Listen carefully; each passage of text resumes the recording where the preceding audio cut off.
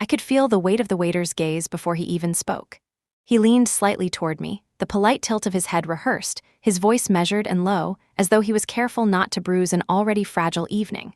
"Excuse me, miss, will the rest of your party be arriving soon?" The question landed like a pin dropping in a silent room.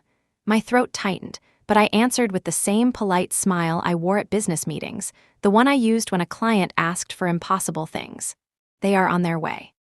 The words slipped out before I could stop them, a reflex, a defense. He nodded and withdrew, leaving me alone with 6 empty chairs that seemed louder in their vacancy than a crowded room ever could. The table was perfect. Crisp white linens, polished glasses, silver cutlery catching the dim amber glow of the restaurant's lights. 6 places set with care, because I had asked for them to be.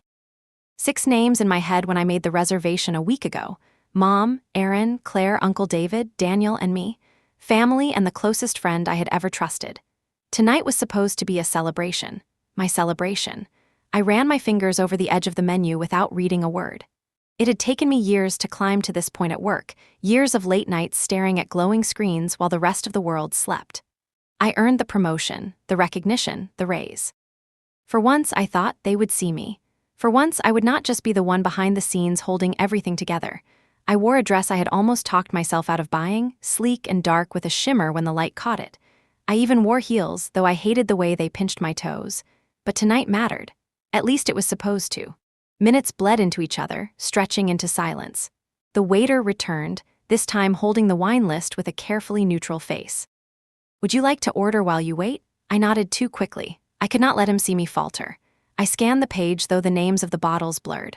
I pointed to one I had not tasted in years, something bold, something that would burn enough to keep me from thinking.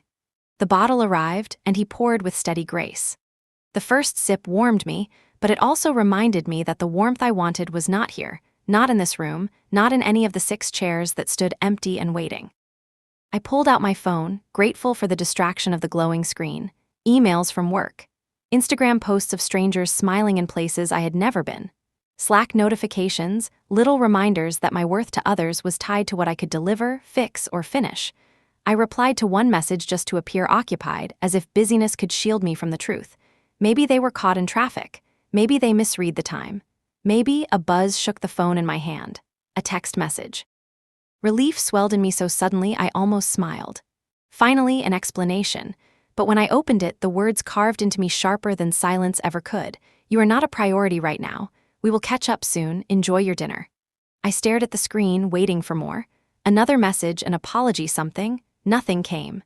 The glow of those words was harsh against the dim restaurant, harsh against everything I wanted to believe about my family. Not a priority. I read it again. And again. The restaurant thrummed with life around me. The clatter of dishes from the kitchen, laughter bursting from another table, a child clapping along to the off-key chorus of Happy Birthday being sung across the room. I sat in the middle of it all, with wine in my glass and 6 untouched settings at my table, the center of a celebration that never existed. Embarrassment came first. My cheeks burned as though every stranger in the room could see through me, could tell I was the woman whose own family would not bother to show. I thought of leaving. I thought of standing up, gathering my purse, and walking out pretending it did not matter. But I stayed. I stayed because if I left, it would mean surrendering the moment to them. And tonight, I wanted to mark the truth of what was happening, even if it broke me. I took another sip of wine, then another. The taste dulled, but the echo of my mother's message did not. Not a priority. The words dug deeper, pulling with them every memory I had tried to smooth over, every slight I excused. I leaned back, eyes unfocused, watching the door swing open for strangers who were not here for me. Each time it opened, my body tensed with a ridiculous hope, a hope that would be crushed the moment the faces revealed themselves as someone else's family. I looked at my reflection in the window beside me. The woman staring back looked polished, composed, a successful professional in her best dress. But her eyes were wide and hollow, clinging to the smallest thread of belief that maybe, this was not what it looked like. It was. By the time I reached the bottom of the glass, the waiter had stopped checking in. He must have understood by then. He walked past once, his expression carefully empty, the way people look when they see a wreck they cannot fix. I could not blame him. When I finally rose from the table, the legs of the chair scraped louder than I expected. 6 chairs stayed tucked neatly around the white tablecloth, waiting for people who would never come. Outside, the night air cut sharp against my skin. The street was alive with movement, laughter, neon signs flashing promises of warmth and belonging. My heels clicked against the sidewalk as if marking time with the beat of my heart, each step a reminder of how absurd I had been to expect anything different. I reached my apartment and pushed the door closed behind me. No lights, no sound. Just the dull hush of a space that belonged only to me. I sat on the edge of my bed, still in the dress, still in the heels, the phone in my hand glowing against the darkness. Not a priority. The words would not leave me. They pulsed like an echo, rising above the silence, drowning out the memory of laughter that was never mine. I scrolled through old photos on my phone, as if proof of our togetherness could erase what I now knew. Family dinners where I had covered the bill. Birthdays where I was the one planning, buying, making sure it all happened. Pictures where I stood at the edge of the frame, smiling while everyone else took up the space. The more I scrolled, the more hollow I felt. Maybe this was not new. Maybe it had always been this way. Tonight was just the first time they stopped pretending. I set the phone down, but the words remained in the dark, burned into me. Not a priority. And for the first time, I let myself wonder, what if they had never truly seen me at all? I do not remember how long I sat there in the dark, the glow of my phone the only light in the room. My heels pinched at my feet, but I did not take them off. It was as if leaving them on somehow kept the night alive, the night I had convinced myself would matter. I tried to tell myself it was just bad timing. Maybe something urgent had come up. Maybe they would explain later. But the truth was written in the way my mother's words sat so flat on the screen. No apology, no softness. Just a fact stated as if my life, my accomplishment meant nothing. You are not a priority right now. It was not the words themselves that hurt most. It was how natural they sounded, how easily they seemed to come from her. As though she had been thinking it for years and only just decided to say it out loud. I pulled my knees up and hugged them to my chest. My dress wrinkled, my hair tangled against my cheek, but I did not care. I stared at the ceiling and thought about all the small ways I had been erased over time. The birthdays they forgot, the holidays where I cooked and paid and cleaned while they toasted each other. The time Aaron called me at 1 a.m. because his car had broken down, and I drove across the city to rescue him, no thanks offered afterward. The rent I covered for Claire one summer, money I never saw again. At the time, I told myself that was love. That was family. That was what strong people did for the ones they cared about. But now, with the silence pressing down on me and that message seared into my eyes, I began to see it differently. It was not love. It was expectation, obligation, a habit they had no intention of breaking because it suited them too well. I remembered the way my mother used to look at me when I said yes to things. That soft, relieved smile, the kind that carried no gratitude but plenty of assumption. You are just so capable, Phoebe. Not everyone is like you. You can handle it, and I believed her. I let her words become a script for my life. If I could handle it, I should. If I was strong, then strength meant responsibility. Responsibility meant sacrifice. Sacrifice meant love. But sitting there, wine still buzzing faintly in my blood, I wondered if I had been tricked. If love had always been conditional, based not on who I was but on what I could give. I scrolled through old messages. Transfer receipts, urgent requests, apologies that were not really apologies. I began to add them up in my head, then stopped because the number frightened me. What frightened me more was not the money, but the realization that I could not remember the last time one of them had simply asked how I was doing without needing something in return. My phone buzzed again, and my heart leapt like a fool hoping for rescue. It was not a rescue. It was a photo. I tapped it open. The image took a moment to load, each pixel slowly sharpening into something that hollowed me out. My mother, my brother, my cousin, my uncle, all together outside another restaurant. Their faces bright with smiles, glasses of wine raised, Aaron holding a motorcycle key aloft like a trophy. His jacket was new, so was his watch, his grin wide enough to split his face. The caption beneath read, "Celebrating the dreamer." I sat frozen, the phone shaking in my hand. Celebrating. While I sat alone in a restaurant I had chosen for them, they were somewhere else celebrating him. The key glinted in the photo, and I felt a twist in my chest so sharp it was almost physical. The down payment. The money Aaron had begged me for a month earlier, vague about why, promising he would pay me back within weeks. I wired him $2,000 without hesitation. And now here it was, gleaming between his fingers, not for rent or a project or survival. A motorcycle. I swallowed hard, bile rising. The photo was a riddle, but the answer was cruelly simple. I was never forgotten tonight. I was replaced. I looked closer and felt another punch. The restaurant behind them, I knew it. It was the very place I had booked originally before deciding on something quieter. I had called, changed the reservation, told them I wanted privacy. And they had taken that opening, that space I created, and filled it with themselves without me. The wine in my stomach turned sour. My mother's text echoed in my head, "You are not a priority." She had sent it barely an hour before this photo was taken. It was not carelessness, it was choice. I lowered the phone and stared into the dark of my apartment. I felt still, so still that it scared me. This was not the stillness of peace. It was the kind of stillness that arrives when you finally run out of excuses, when every lie you told yourself collapses in silence. They did not forget me. They chose Aaron. They chose him because I had made it easy for them. I carried the weight. I absorbed the cost.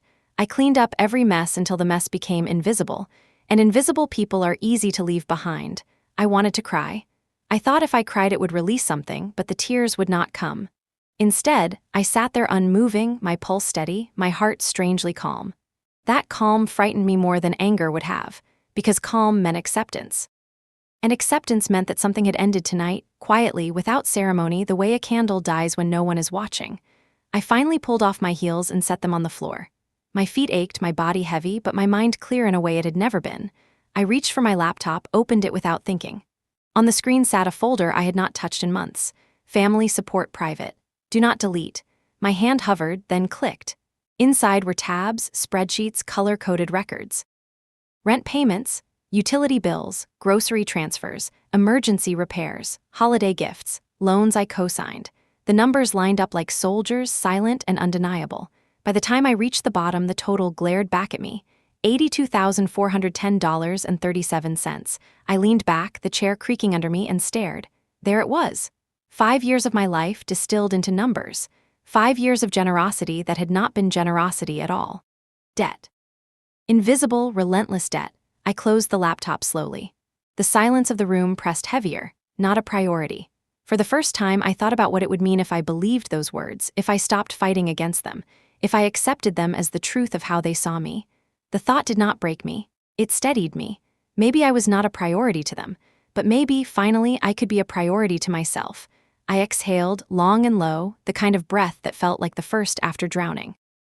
And somewhere in that breath, in that silence, a decision began to form. Not loud, not dramatic, but certain. Something had ended tonight, and something else was about to begin. I did not sleep that night. I lay on my bed, eyes open in the dark, listening to the city hum through the walls. Every few minutes my phone buzzed with notifications, but I could not bring myself to look. I knew what they would say anyway. Excuses, deflections, or worse, silence. When dawn crept into the room, I still had not moved. The wine bottle on the counter was empty, the laptop still open with the spreadsheet glowing faintly. $82,000. The number burned into me, not because of its size, but because of what it meant. I thought about how it had started, how easily I slipped into the role. It was the year after Dad died. Everything was unstable. Mom was unraveling, her job hours cut in half, her voice always sharp with exhaustion. Aaron had just dropped out of college again. Claire was on the verge of eviction. Everyone looked at me like I was the steady one, and in a way, I was. I had a good job in marketing, steady paychecks, no kids, no partner, no obligations beyond myself. So I told myself I could carry it.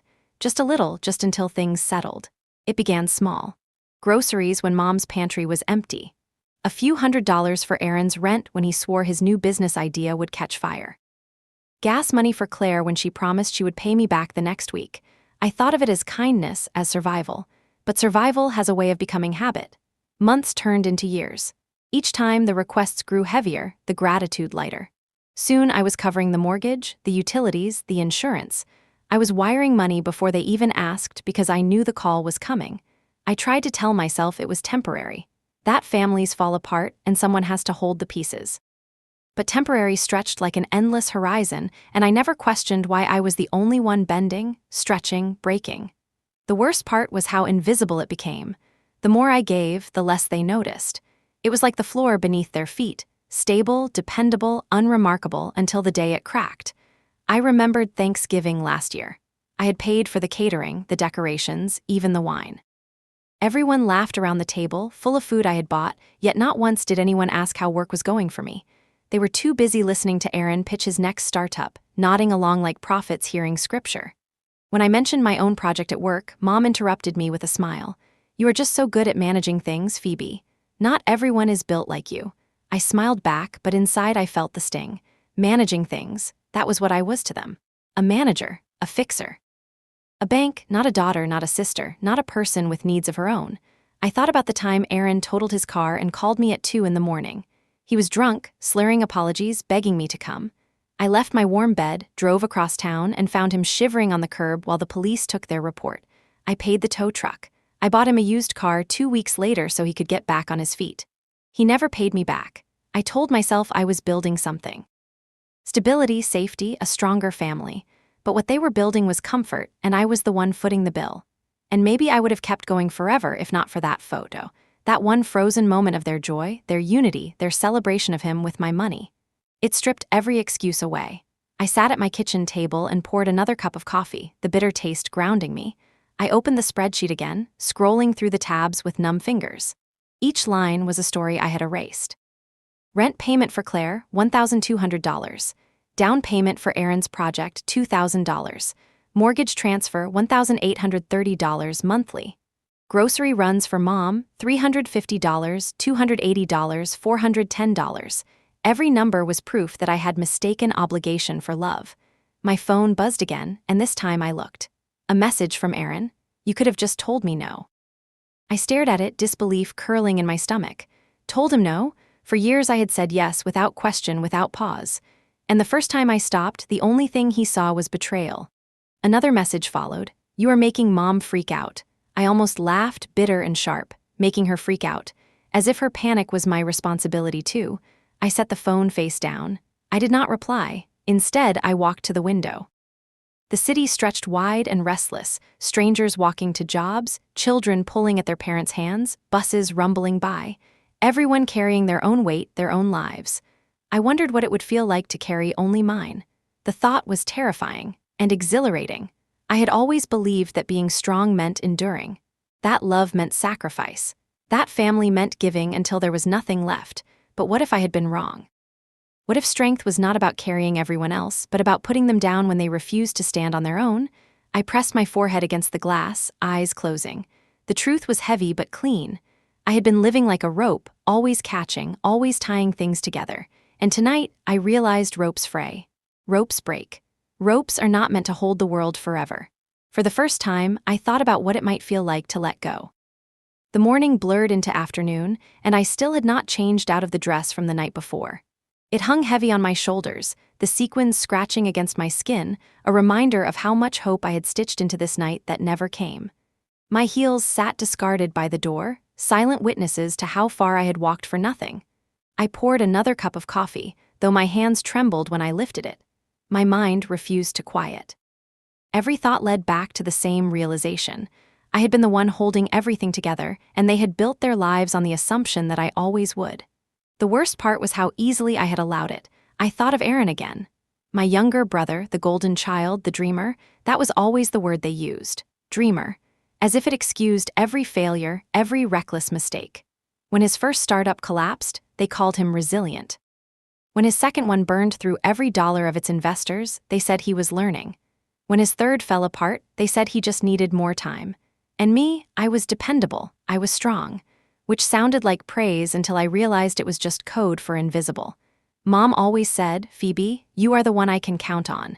It was supposed to be flattering, I think. But what it really meant was, I can take from you without asking.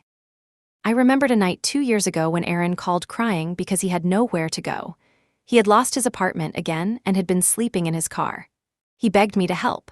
I drove across town, picked him up, and let him stay with me.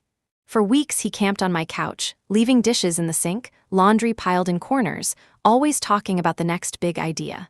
One night, I came home late from work to find him throwing a party in my apartment. Strangers I had never seen were sprawled on my couch, my wine bottles open, my living room transformed into something unrecognizable. I stood there, clutching my bag, while Aaron grinned at me like I was a guest in my own home. When I asked him to stop, to respect me, he rolled his eyes. Relax, Phoebe. You are always so uptight.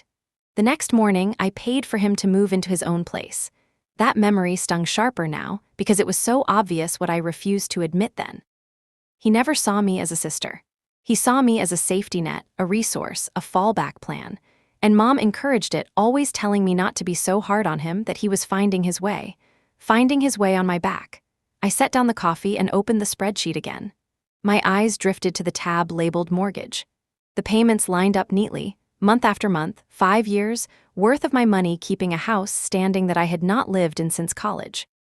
At first, I thought I was helping Mom get through a rough patch, but the rough patch became the whole landscape, and somehow it was my job to cover it. I remembered the first time she asked. Her voice was trembling, full of shame. Just for a few months, she said. I agreed without hesitation. A daughter's duty, I told myself, but shame turned into habit into expectation. Soon it was not a request but an assumption.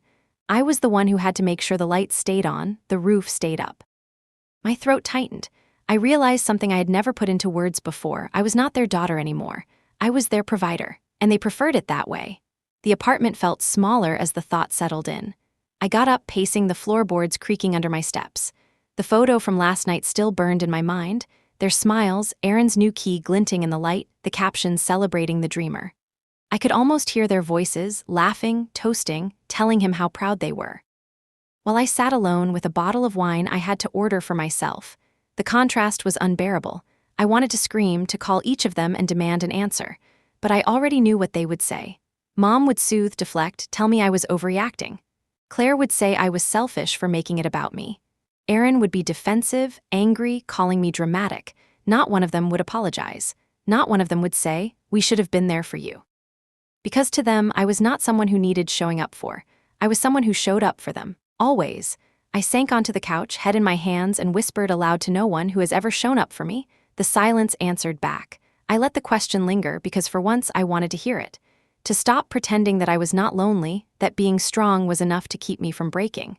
My phone buzzed again. Another message. I hesitated before looking. It was from Mom this time. Phoebe, you have to understand. Aaron has been through so much, he deserves a little happiness. My chest tightened. Deserves. That word cut deeper than I expected. Did I not deserve happiness too? Did my sacrifices not count as anything more than duty? I typed a reply, then erased it. Typed again. Deleted.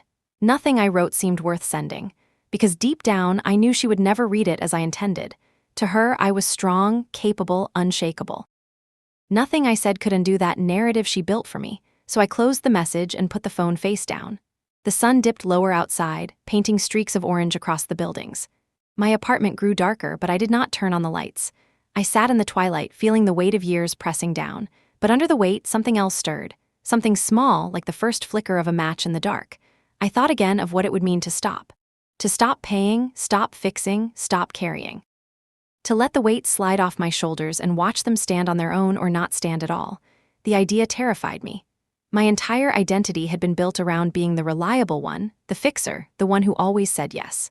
If I stopped, who would I be? But then, another thought. If I never stopped, would I ever truly exist at all? I closed my eyes and inhaled. The air smelled faintly of wine and stale perfume, remnants of last night's preparation. But for the first time, I did not feel the ache of disappointment. I felt the edge of resolve. Something had shifted inside me. I could not name it yet, but I knew it was real. The silence no longer felt like emptiness. It felt like possibility. The next day slid by in fragments. I moved through my apartment like a ghost, making coffee I barely drank, scrolling through emails I did not answer, staring at my reflection as though waiting for a different face to appear. I told myself I was fine, but every time my phone buzzed, my body tensed, hungry for an apology I knew would never come. By evening, I could not resist the pull of the photo again. I opened it, staring at their smiling faces frozen in time. My mother holding her glass high. Claire leaning into Aaron, laughing at something just out of frame. Uncle David, quiet but present, raising his drink anyway.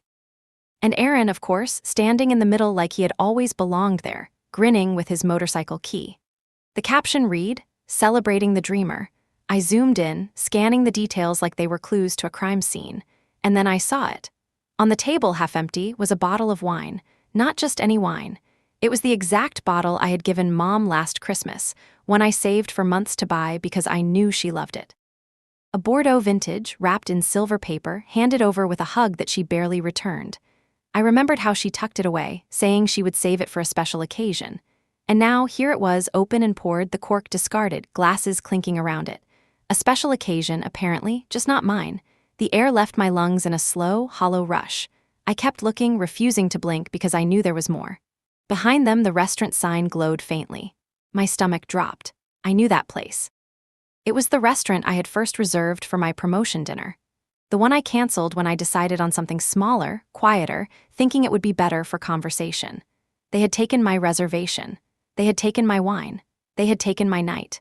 The realization landed heavy, like a stone dropping into a well with no bottom. It was not just that they left me out. It was that they used what I gave them, what I planned, and reshaped it into something that excluded me completely. They had carved me out of my own generosity. I laughed, sharp and bitter though it cracked halfway through. My throat ached. I thought of all the times I had given without asking for anything in return. The gifts, the dinners, the support. And now, the ultimate proof that it was never about me. It was about what I could provide. The moment I stopped being useful, I stopped existing to them. I leaned back against the couch, the photo still bright on my phone. My eyes blurred, not from tears but from the sheer exhaustion of it all. The exhaustion of being erased again and again until nothing of me remained except what I paid for. Not a priority. That was what my mother had said. But this was worse.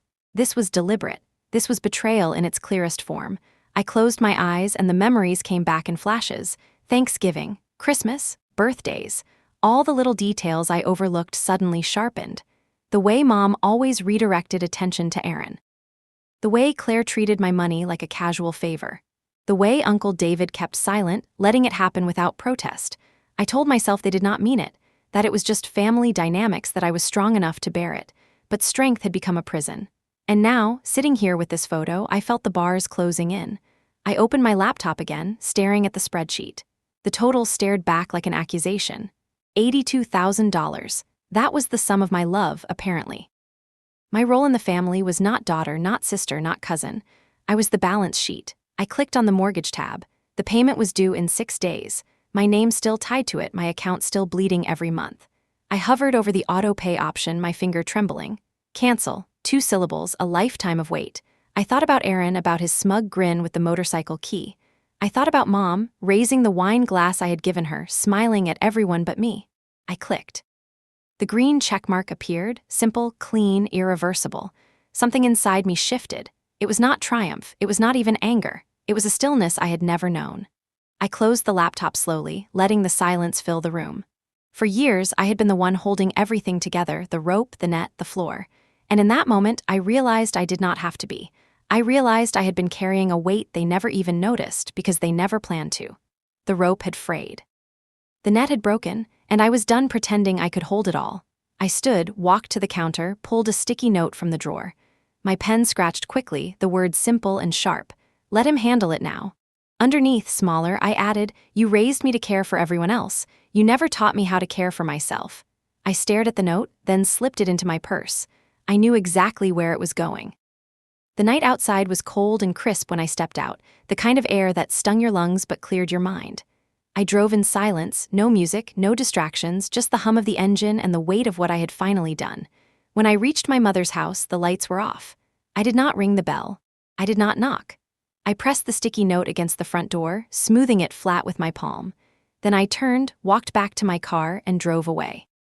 For the first time in years, I did not feel like I was running after them. I felt like I was finally walking away.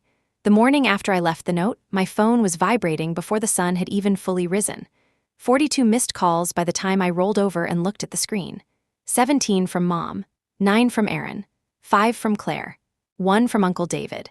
The rest, unknown numbers, probably friends or acquaintances drafted into the campaign to pull me back in line. I did not answer any of them, but I listened to the voicemails. The first was Mom, her voice trembling, trying to sound calm but unraveling between syllables.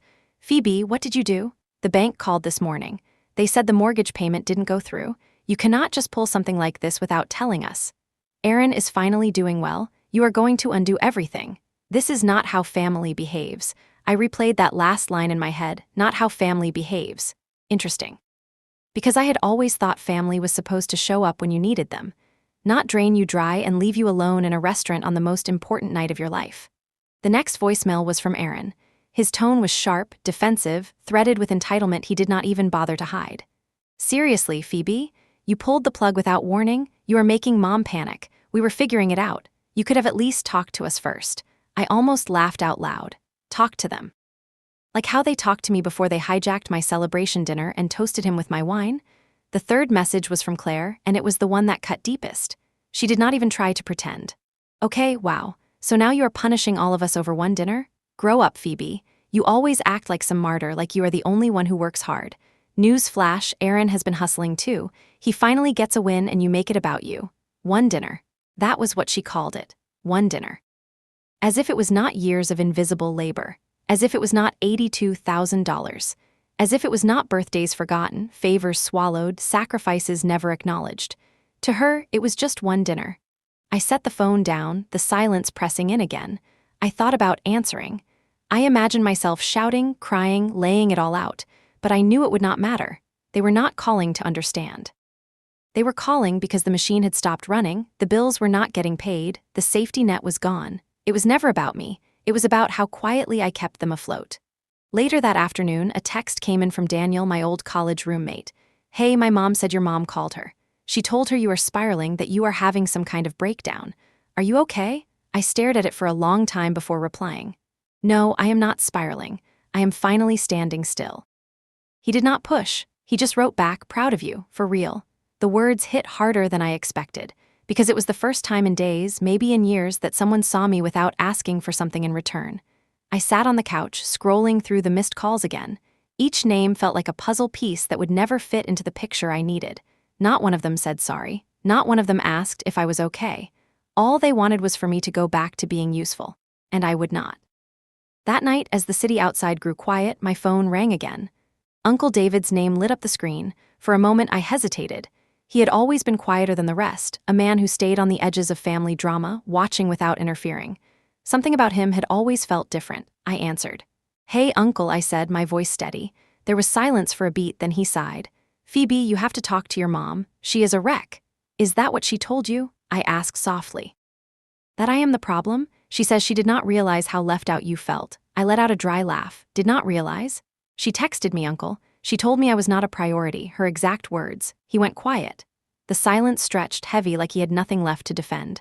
Finally, he said, I think she just assumed you would always take care of it. There was no malice in his voice, no excuses, just honesty. Everyone did, I whispered. They all assumed I would always be there. Always clean up, always catch them, always pay the bill. Another long pause. Then his voice, low and rough. You were never the weak one, Phoebe. You were just too generous. The words landed in me like armor. Simple, but finally true. For the first time in days, I felt something close to relief. Not because he took my side, but because someone finally saw me. Someone named what I had known but never said aloud. It did not fix anything, but it made me feel less alone in the clarity. After we hung up, I walked back to the window. The street was dark, just the occasional headlights sliding by. My reflection stared back at me, the same woman who had sat alone at a restaurant, but not the same at all, because now I knew. They did not just forget me, they chose to, and I had chosen too. For the first time in years, I had chosen myself. 3 days passed before I saw her. It was a Sunday morning, gray and damp, the kind of day when the clouds pressed low and the city moved slower. I had just brewed coffee when the knock came at my door. Firm, insistent, I froze. Nobody knocked here. When I opened it, Mom was standing there. Her hair was pulled back too tight, her coat wrinkled, and in her hand she clutched a worn tote bag and a photograph. The sight of that photograph made my stomach turn. I knew it instantly. Me, age 6, dressed as a sunflower in my kindergarten play. She used to call it her favorite picture of me. I stepped aside without a word. She walked in slowly, like she was entering a stranger's home. Her eyes flicked around, scanning the walls, the bookshelves, the furniture. There were no family photos here, no framed memories, no trace of her. You redecorated, she said quietly. I removed what didn't belong, I answered. Her shoulders stiffened, but she said nothing. She sat on the edge of my couch, clutching the photo like it could shield her. For a moment, the only sound was the tick of the clock on the wall, then her voice cracked. Phoebe, we are going to lose the house. I nodded once, I figured. She leaned forward, her eyes sharp with urgency. You can stop this. One call to the bank and it will be fine. You can fix it. No, she blinked like she had not heard me correctly. No, I am not calling the bank. I am not making the payment. I am done. Her face hardened, the softness dropping away. Phoebe, this isn't just about money. This is about family. I almost laughed, but I held it in. No, This is exactly about money, because that is all I have ever been to you. That is not fair. I cut her off. Do you remember the night of my promotion dinner? The night you texted me? You told me I wasn't a priority, while you were at a restaurant celebrating Aaron with the motorcycle I partially paid for. Her lips parted like she had something ready, but no words came. You didn't even try to pretend. I continued. You didn't say sorry. You didn't check if I got home safe. You waited until the mortgage bounced to care. She looked down at the photo in her lap, her hands tightening on its edges. I didn't realize how much you were covering, she whispered. That's the problem. You didn't want to realize. You wanted me to keep doing it quietly, so you didn't have to think about it. She shook her head, her eyes glistening. Aaron's not like you. He needs more help. No, he needs consequences. Her head snapped up, shocked at the sharpness of my voice. He's your brother, and I am your daughter. The words hung heavy between us. Her lips trembled. I didn't want to believe you'd just walk away. I didn't walk away. I stopped being used. She flinched, the truth landing harder than anything else I had said. For a moment, I saw her searching for the old tools. Guilt, sadness, deflection. But none of them worked this time. What are we supposed to do? She asked finally, almost pleading. I don't know. Figure it out, like I did, like adults do. Her face changed then. The mother I knew slipped away, replaced by a woman I had never really seen before. A woman who had leaned so long on my strength that she forgot she was supposed to be strong too. She stood slowly, smoothing her coat, still clutching the photo. At the door, she turned back. Is this really the end? I paused, the words caught in my throat. I thought about the birthdays spent alone, the endless emergencies, the cycle of giving without being seen. It's the end of me pretending this was love, I said quietly. She didn't argue. She just nodded, opened the door, and left. No slam, no shouting, just silence. And for once, the silence did not feel empty. It felt earned. The day after my mother walked out of my apartment, the silence felt different. Not heavy, not suffocating, but clean. I woke up, made coffee, and sat on my balcony as sunlight touched the tops of the buildings. For the first time in years, I did not feel like I owed my morning to anyone but myself. By noon, I checked the shared mortgage account out of curiosity. Nothing. No payments, no activity. They were waiting. Waiting for me to cave, for me to slip back into the role they depended on. Waiting for me to become useful again. My phone buzzed with new messages. The group chat lit up like fireworks. Claire renamed it 3 times in an hour. Emergency, family crisis, unity chat. The last one came with a broken heart emoji and a waving hand like some theatrical goodbye. I muted the thread without opening it. But curiosity won and I peeked at one message. It was from Uncle David. I warned them this would happen. You were never the weak one, Phoebe, just too generous. I screenshotted it, saved it. Sometimes one line of truth can feel like armor, and I needed to hold on to it. Later that day, the bank called. A woman's voice, crisp and polite. She mispronounced my name before clearing her throat. Ms. Stone, we've noticed the last 2 mortgage payments haven't gone through. Is there a reason for the interruption? I answered calmly. I'm not the responsible party.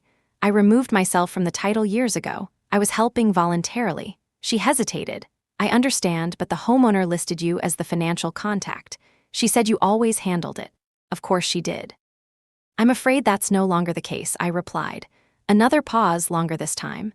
Then she thanked me politely and ended the call. That evening, I heard the low rumble of an engine outside my apartment. When I looked through the window, Aaron was there, his shiny new motorcycle parked right in front like some kind of peace offering wrapped in arrogance.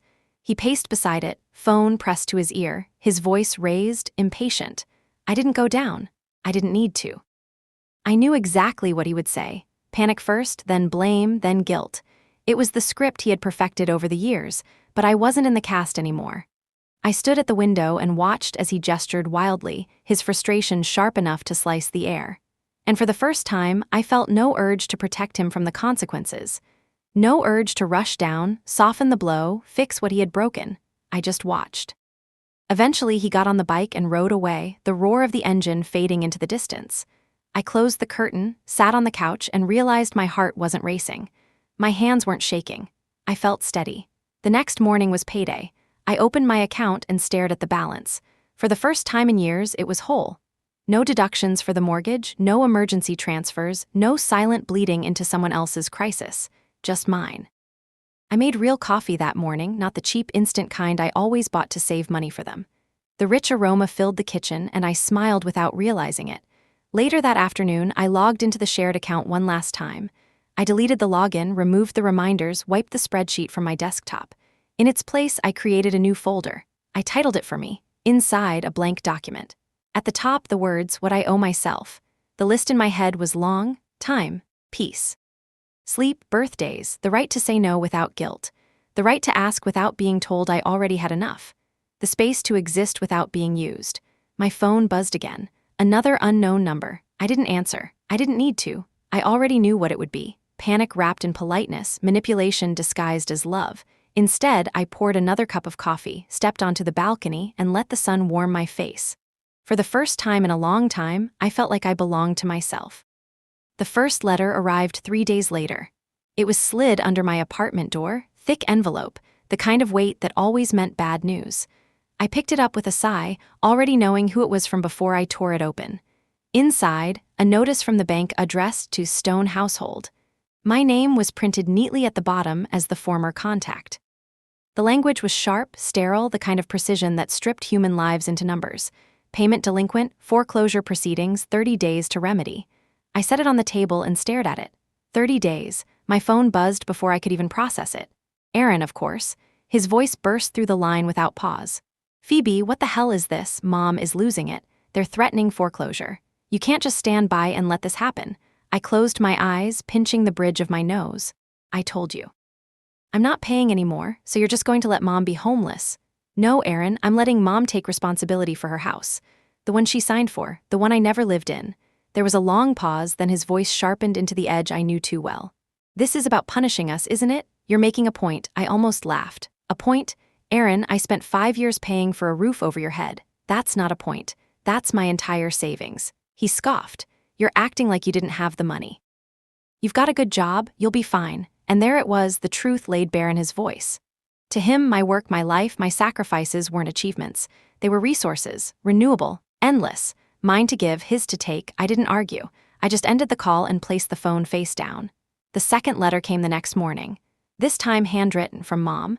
Her familiar loops and curls filled the page, though the words carried none of the warmth they once did. Phoebe, you are tearing this family apart. I raised you better than this. You don't abandon people when they need you most. I folded it carefully, slipped it back into the envelope, and placed it in the drawer. I didn't rip it, didn't throw it away. I kept it as evidence. Evidence of how love, when twisted, became obligation. By the end of the week, the group chat exploded again. Screenshots of bills, desperate calculations. Claire suggesting they sell jewelry. Aaron demanding they just ask me one more time. Uncle David staying silent until finally he wrote, "She owes you nothing." His message shut them down for exactly 2 hours before they turned back to Aaron's spiral. That night, I sat on the floor of my apartment surrounded by silence. I thought about what would happen if the house really went under. Where would they go? Would they turn to me again, begging, blaming? Would they show up at my door, suitcases in hand, expecting me to fix the fallout? The answer came like a steady drumbeat, not this time. The image of my mother's face, the look of shock when I told her I was done, replayed in my mind. For so long, she had carried herself with certainty that I would always pick up the pieces. Now, for the first time, she looked uncertain. And that uncertainty was theirs to live with, not mine. I thought about calling Daniel, just to hear another voice that wasn't full of demands. But instead, I sat with the silence. I was learning to live inside it, to find its shape, to make it mine. Outside, the city buzzed, cars weaving through the night. Somewhere, I knew my family was arguing, scrambling, unraveling. And here I was, finally still. It wasn't peace yet, but it was freedom. And maybe that was the first step. The calls didn't stop. If anything, they multiplied. By the second week, my voicemail was a patchwork of voices all bleeding into each other. Mom weeping, Aaron raging, Claire lecturing. The tone changed each time, guilt, anger, desperation, but the demand stayed the same. Fix it, Phoebe? I didn't answer. I let the messages stack like a tower of noise. At night, when the apartment fell silent, I sometimes pressed play just to remind myself why I had chosen this silence over their voices. It wasn't easy. Guilt still pressed against my chest like a familiar weight, but every message made it clearer. They weren't trying to connect. They were trying to reclaim control. One night, Claire left a voice message that cut sharper than the rest. She said, "You've always thought you were better than us. That's the truth, isn't it? You think your job makes you superior. You think paying bills gave you the right to judge us." Her words stung, but only because of how wrong they were. I never thought I was better. I thought I was responsible. I thought love meant lifting others even if you broke your own back in the process. But Claire's words revealed the truth I hadn't wanted to face. They had resented me even as I carried them. The following morning, I woke to a different kind of message. A text from Uncle David. Don't answer their calls. Let the bank handle it. Protect your peace. Protect your peace. Simple, but it felt like permission. That day, I walked to a small bookstore a few blocks away. I hadn't been there in months, maybe years. Work, family, obligations, they had swallowed all the time I once gave to myself. But when I stepped inside, the smell of old paper and ink washed over me, and something in my chest loosened. I wandered the aisles with no goal, just letting my eyes fall where they wanted. I picked up a novel, then a book of essays, then a slim volume of poetry. My arms filled until I laughed softly at myself. I was buying books like I had time. And for the first time, I did. The cashier, a young man with round glasses, smiled as he rang up the stack. Big reader, he asked. Not lately, I admitted. But I used to be. He bagged the books carefully. Then welcome back, he said. It was such a simple phrase, but it stayed with me as I walked home with the bag swinging at my side. Welcome back. That night, I didn't check the shared account. I didn't open the group chat. I curled up on the couch with a blanket and one of the novels, and I read until the sun rose. The words pulled me into a world where I wasn't a provider or a scapegoat or a safety net. I was just a woman turning pages, drinking tea, alive in her own company. A few days later, Daniel called, not a text, a real call. I hesitated before answering, bracing myself out of habit. But his voice was calm, steady. Hey, just wanted to check in. How are you really? The question caught me off guard. How are you really? No one in my family had ever asked it without adding a demand on the end. I'm learning, I said honestly. Learning what? Learning that quiet isn't the same as loneliness. Learning that I don't have to spend my life fixing other people. He chuckled softly. Took you long enough? I smiled. Yeah, we talked for an hour. Not about my family, not about money, just about small things. A new cafe near his office. A movie he thought I'd like. For once, a conversation that didn't orbit around crisis. When we hung up, I felt lighter. Like the world had widened just an inch, enough to remind me there was life outside their chaos. But the storm wasn't gone. That weekend, Aaron showed up again. This time he came pounding on my door, his voice echoing down the hallway. Phoebe, open up, we need to talk. I didn't move. I sat on the couch, heart steady, book open in my lap. His fists hit the door harder. I know you're in there, don't do this to us, to us. I let him shout until his voice cracked. Eventually, the noise stopped. Silence filled the building again. When I finally checked the peephole, the hallway was empty. I sat back down and whispered aloud, not to him, but to myself, I'm not doing this to you, I'm doing this for me. The words felt solid, like bricks being laid. A foundation, finally mine. The foreclosure notice was official now. A thick packet in legal language, stamped with dates and signatures, impossible to ignore. The house was going to auction in less than 3 weeks. I knew about it before they told me. The letter had arrived at my apartment, forwarded automatically because my name was still somewhere deep in their paperwork. I sat at my kitchen table reading it while steam rose from my untouched coffee. The words were cold, transactional, delinquency, auction, removal. Later that afternoon, my phone lit up with the inevitable storm. This time, they didn't bother with voicemails. They called and called, then switched to text, one after another, a cascade of desperation. Mom, Phoebe, please, this is serious. We're going to lose everything. Claire, do you even care what happens to us? Aaron, you're heartless. You've always been jealous. Admit it, jealous. The word stuck in my teeth like a splinter. Jealous of what? Of Aaron's recklessness? Of Claire's entitlement? Of Mom's blindness? No, the truth was simpler. I was tired, not jealous. That night, they tried a new tactic. Mom sent me an old photo, me at 12 years old, holding Aaron's hand on the first day of school. My hair in braids, his face blotchy from crying. Her caption, you've always been the strong one, don't stop now. I stared at the picture until my vision blurred. Then I set it face down on the counter and walked away. The next morning, Daniel called. He didn't ask how I was. He said, hey, want to get breakfast? His voice was casual, grounding. We met at a diner around the corner. He slid into the booth with a smile that didn't demand anything from me.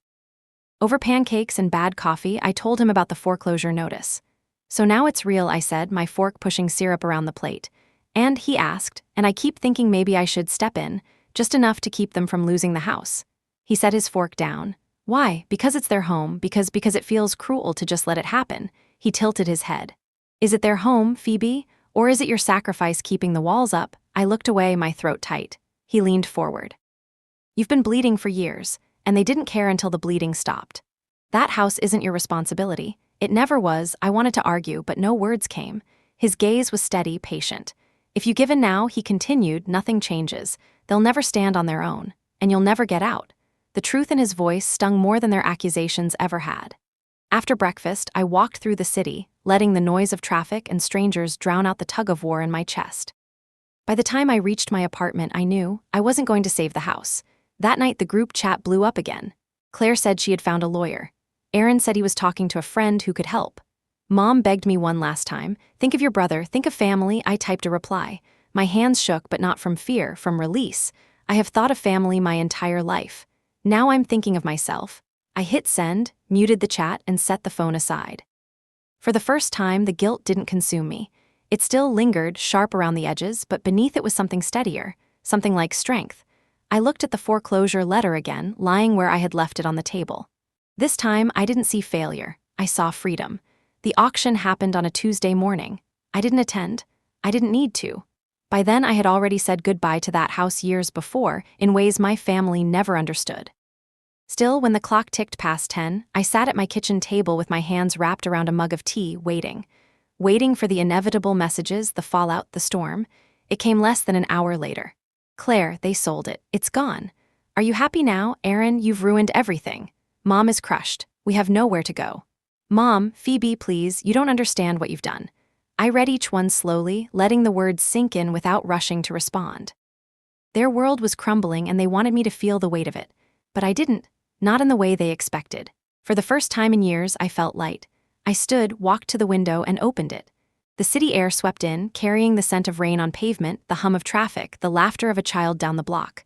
Life outside their chaos was still happening. It always had been. I had just been too entangled in their noise to notice. That afternoon, Mom called. Her voice was hollow, scraped. Phoebe, we lost it. The house, everything. I closed my eyes, picturing her sitting in the living room I had paid for all those years, surrounded by boxes, by memories she thought were permanent. I'm sorry, Mom, I said softly. Her breath hitched. Then you'll help us? No, the silence stretched, brittle and sharp. She exhaled slowly. You don't mean that, you're just angry. I shook my head, though she couldn't see it. I mean it. Her tone shifted, cracking like glass under pressure. After everything I did for you, I cut her off. After everything I did for you. The line went quiet. Then, in a voice smaller than I'd ever heard from her, she whispered, I don't know how to do this without you. For a flicker of a moment, guilt clawed at me. But then I thought of every birthday spent alone, every emergency bill paid in silence, every sacrifice erased. And I realized she wasn't mourning the house. She was mourning her hold on me. You'll figure it out, I said. You have to. She didn't answer. The line went dead. That night, I walked through my apartment with the lights off, letting the city glow spill through the windows. Shadows stretched long across the floor. For the first time, they didn't feel like threats. They felt like space. I sat on the floor, pulled out the notebook I had started, the one titled for me. I added new lines, peace that doesn't depend on anyone else. The right to let go, a home that is mine, even if it's just these four walls. When I set the pen down, a strange calm filled me. The storm outside my life raged on my family, scrambling, blaming, unraveling, but inside I was still. Days passed. The messages grew fewer. Claire's anger burned itself out. Aaron's demands turned into silence. Even Mom stopped calling. The quiet was unnerving at first, like standing in a room where a clock had always ticked and suddenly stopped. But slowly I grew used to it. One morning, I woke to sunlight streaming across the bed, the air cool and clean. I made breakfast for myself, eggs and toast, nothing special, but it tasted different. Lighter. Like food I didn't have to share, energy I didn't have to spend elsewhere. Later, I met Daniel at the park. We sat on a bench with coffee cups, watching kids chase pigeons, old couples strolling hand in hand. He glanced at me with a smile. You look different, he said. How? Lighter. Like you're not carrying the world anymore. I laughed softly. Maybe I finally put it down. He nodded. Good, it was never yours to carry. We sat in silence after that, but it wasn't the suffocating kind. It was the kind that lets you breathe. That night, as I curled into bed, I realized something. The foreclosure wasn't the end of anything that belonged to me. It was the end of a weight I had carried that was never mine. And in the quiet that followed, I felt something I hadn't felt in years. Peace. I thought the story was finished. The house was gone, the messages had stopped, and silence had finally taken root in my life like a fragile plant pushing through cracks in stone. But endings have a way of unraveling when you least expect it. It happened on a Wednesday evening as I was leaving work. I checked my mailbox in the lobby, sorting through junk flyers and bills, when I saw an envelope with no return address. My name was written neatly in black ink, unfamiliar handwriting. Inside was a single folded page. At first, I assumed it was another guilt-laced letter from Mom or Claire, but the words made my chest tighten. Phoebe, you don't know me, but you should know the truth. I worked at the bank where your family handled their mortgage. I saw what happened. The account was never just in your mother's name. She and Aaron listed you as a guarantor without your knowledge years ago. That's why the bank always called you. That's why the payments fell to you. They never corrected it because they knew you. Cover it. I couldn't watch them lie to you any longer. I'm sorry. The page trembled in my hands. Guarantor without my knowledge. The memories flashed like lightning. The first call from the bank, Mom's trembling voice when she asked me to help, the way every document I signed was handed to me casually, as if it meant nothing. I had thought it was desperation, accident, oversight. But it was. It was deliberate. They hadn't just leaned on me. They had trapped me. Legally, financially, quietly, while smiling in my face. The wine, the stolen reservation, the abandoned celebration. I had thought those were the cruelties. But this was betrayal woven into the very foundation of my years. I sank onto the lobby bench, the page clutched in my fist. A hollow laugh escaped me. Of course. Of course it hadn't been an accident. That was why Mom never panicked when the bank called, why Aaron always shrugged when I mentioned money. They had secured me like an anchor and left me to sink. I carried the letter upstairs, dropped it on the counter, and just stared. My first instinct was to call her, to demand answers, to scream. But the anger shifted, cooling into something quieter, sharper. I didn't need her denial. I didn't need more excuses. What I needed was the truth, and I already had it in my hands. That night, I couldn't sleep. I lay awake replaying every memory, every sacrifice. The narrative I had clung to, that they were careless, unthinking, crumbled. They hadn't been careless. They had been intentional. Every dollar I gave, every bill I paid, every piece of myself I poured into that house, it was never a mistake. It was a design. The realization hurt, but beneath the hurt was something else. A release. Because if it was deliberate, then I was never failing to be enough. I had been set up to fail from the start. I wasn't weak. I wasn't unlovable. I was betrayed. And betrayal said more about them than it ever did about me. The next morning, I carried the letter to work in my bag as if its weight reminded me of who I truly was now. Not their provider, not their safety net, not their guarantor. Mine. That evening, Daniel came over. I handed him the letter without speaking. He read it slowly, his jaw tightening, his eyes scanning the words twice. He folded it carefully and set it on the table. Phoebe, you understand what this means, right? I nodded. It means they never loved me the way I thought. No, he said gently. It means they feared losing you, so they chained you instead. The words sank deep. Chains, yes, that was exactly what it was. I sat back, exhaling slowly. And now, he said, you're free. I looked at the letter one more time. The betrayal burned, yes, but behind the burn was something clean, something solid. The story wasn't about them anymore. It was about me, and I wasn't going back. I didn't rush to confront them. That was the strangest part. The old version of me would have stormed into their house, letter in hand, demanding an explanation, craving an apology that would never come. But now I didn't need their words to make mine real. The truth wasn't theirs to grant me anymore. I already had it. Still, a part of me wanted them to see that I knew. Not for revenge, not even for closure, but for clarity. So one Saturday afternoon, I drove to the neighborhood where the house had stood. It was already stripped of its life. Boxes stacked on the curb, a realtor's sign stabbed into the lawn, strangers wandering through the rooms like it was just another property. I stood across the street and watched, remembering birthdays on that porch, Christmas lights tangled in the gutters, arguments that rattled the windows. The house had never loved me back. My family stood on the sidewalk. Mom, her shoulders hunched, Claire pacing, Aaron leaning against his motorcycle as if it could still make him look untouchable. They noticed me almost at the same time. Silence fell like a curtain. I walked closer, the letter folded neatly in my pocket. Aaron spoke first, his voice sharp. Here to gloat? I shook my head. No, Claire rolled her eyes. What then? You've already destroyed us. I reached into my pocket and held up the letter. Someone finally told me the truth. Mom's face drained of color. What truth? That you made me a guarantor without telling me, that you signed my name into your debts years ago. The silence cracked open wider. Claire's mouth opened, then closed. Aaron shifted uncomfortably. Mom's lips trembled, but she didn't deny it. So it's true, I said, her voice broke. We didn't have a choice. You had the job, the credit, it was the only way. I laughed then, not bitter but hollow. You always had a choice. You chose to trap me. Aaron muttered, you're overreacting. It wasn't that big of a deal. Not a big deal? I spent years bleeding for a house I didn't live in, for people who didn't even show up for me once. My voice shook, but not from weakness. From strength finally finding its way out. Mom stepped forward, her eyes wet. "Phoebe, you have to understand. Everything we did for the family." "No," I said firmly. "You did it for yourselves, and you left me invisible inside of it." For the first time, she had no reply. The silence between us was vast, filled with everything they would never admit. I folded the letter again and slipped it back into my pocket. "I don't need your apologies. I don't even need your explanations. I just need you to know that I know, and that I'm done." Erin scoffed, turning away. Claire muttered something under her breath. Mom just stood there, frozen, the weight of my words pressing down. I turned and walked back to my car. As I drove away, I didn't look in the rearview mirror.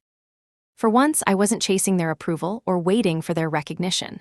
The road stretched open ahead of me, clean, unwritten. That night, back in my apartment, I opened my notebook again. For me, I added the final entry. "Freedom is not given, it's taken back." I closed the notebook, set it on the nightstand, and lay in bed with the window open. The city hummed softly outside, and for the first time in my life, I felt entirely my own. The betrayal no longer defined me. The silence no longer scared me. I had walked away, and I was free.